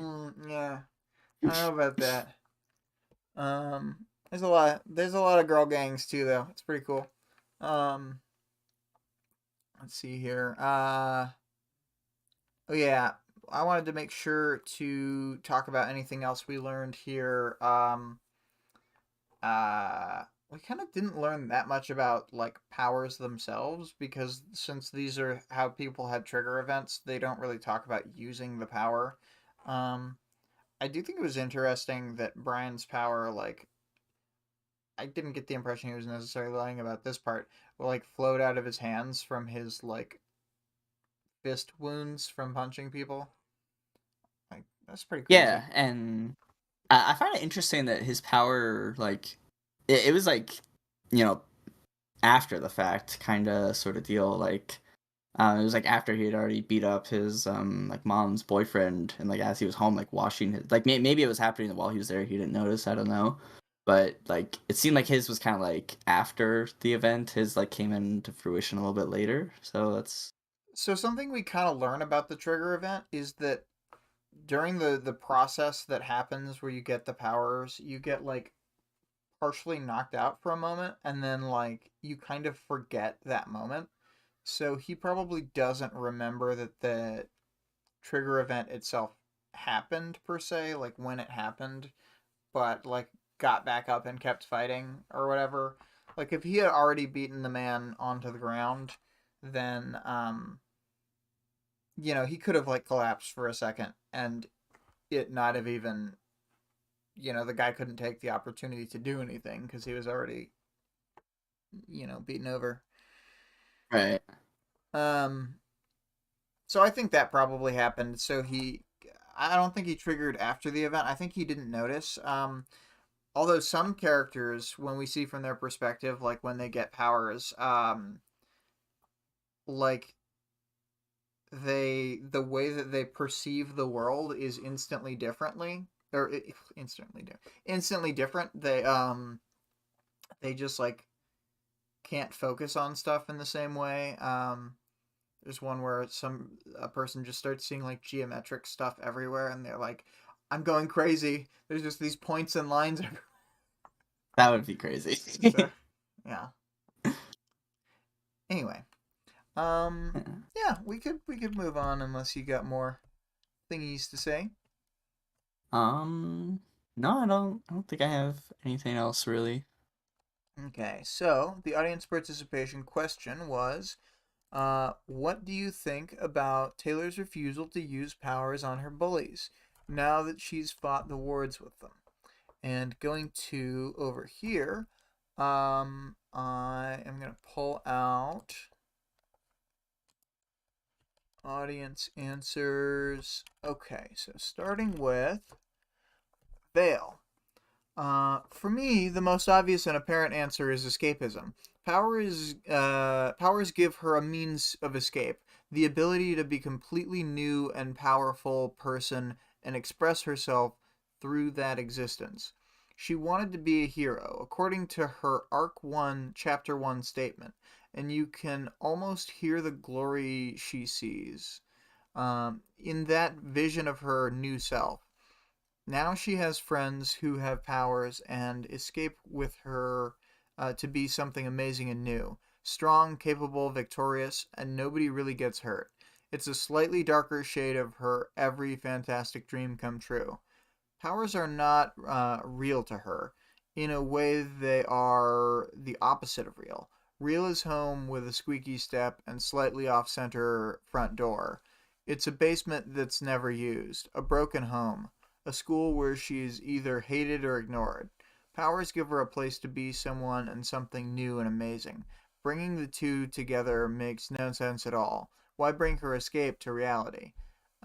It would take something more than a bully to bring her means of escape to reality. Yeah, I think that's really good. I think that's a really insightful answer. Let me look if any chats. No chats. Yeah, I like that one. You got any thoughts on that before we move on? Yeah, yeah. I mean, yeah, I like kind of what they're saying there. Like, it all kind of makes sense to me. Yeah. Cool, cool, Yeah. cool.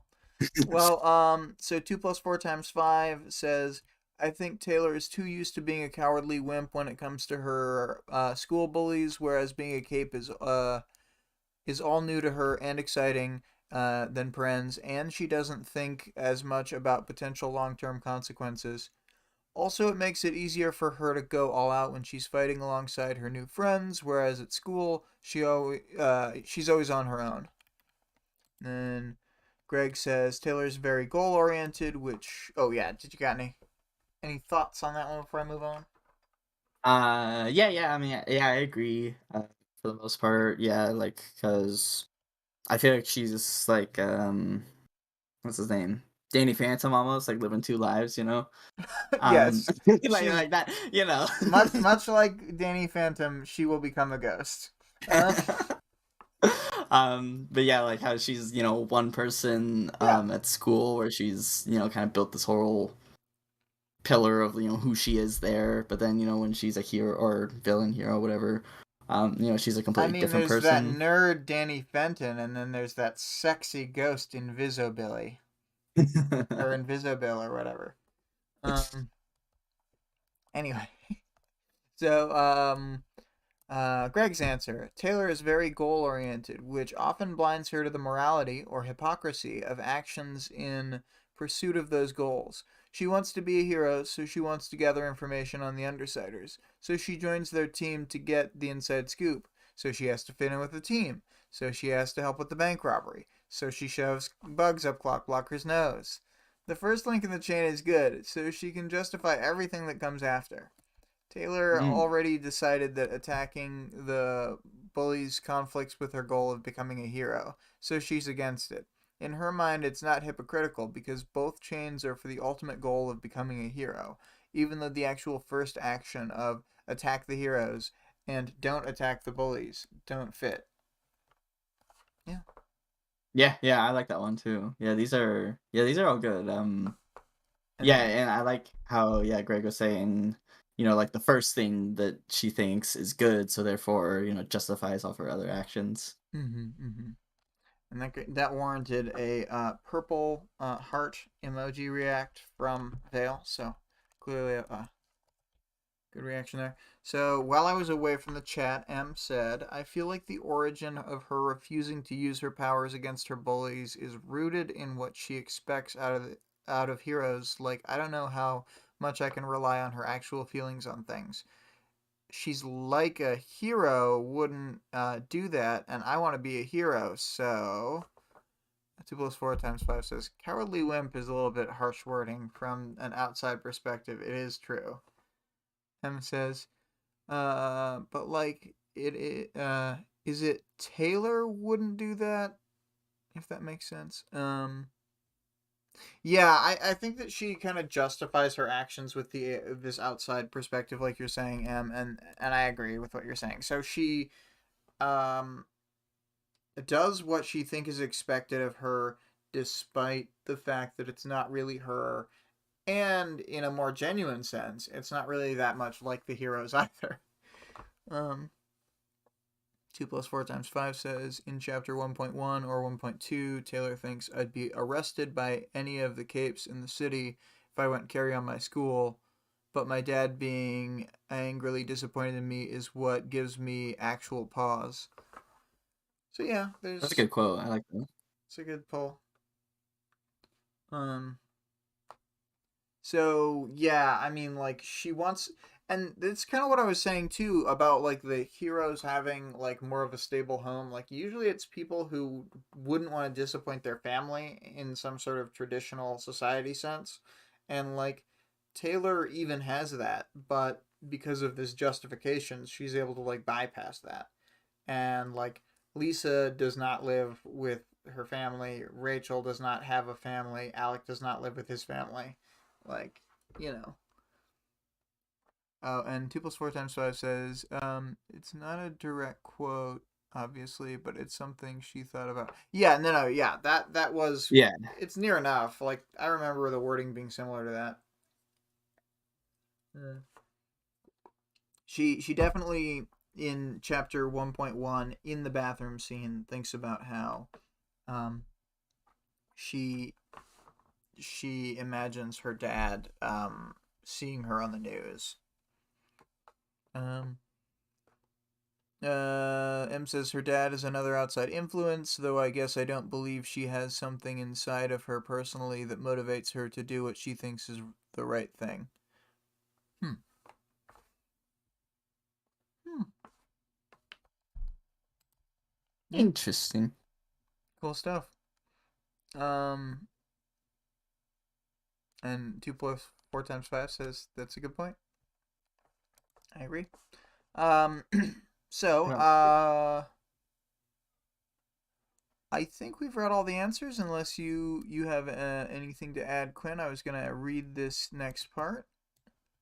This little Um, no, yeah, I questionnaire. think you are good to go ahead and read that. Cool. Oh, and then 2 plus 4 times 5 said she follows typical morality, but does she have her own morality or her own Mm. morals? is important to have your own moral framework and to be able to look at a new situation that you ain't never seen before and understand the kinds of things that you would do in it. You use your brain to think about morality. Whoa, you didn't tell me I was gonna have to be using my brain on this. Yeah, you're going straight to no brain jail. It's for himbos. Anyone who self describes as head empty. Um, so talk about your thoughts on the So for the next week's audience participation, it's for after you've read 4.5 and 4.6. Talk about your thoughts on the tonal shifts throughout 4.5 and 4.6.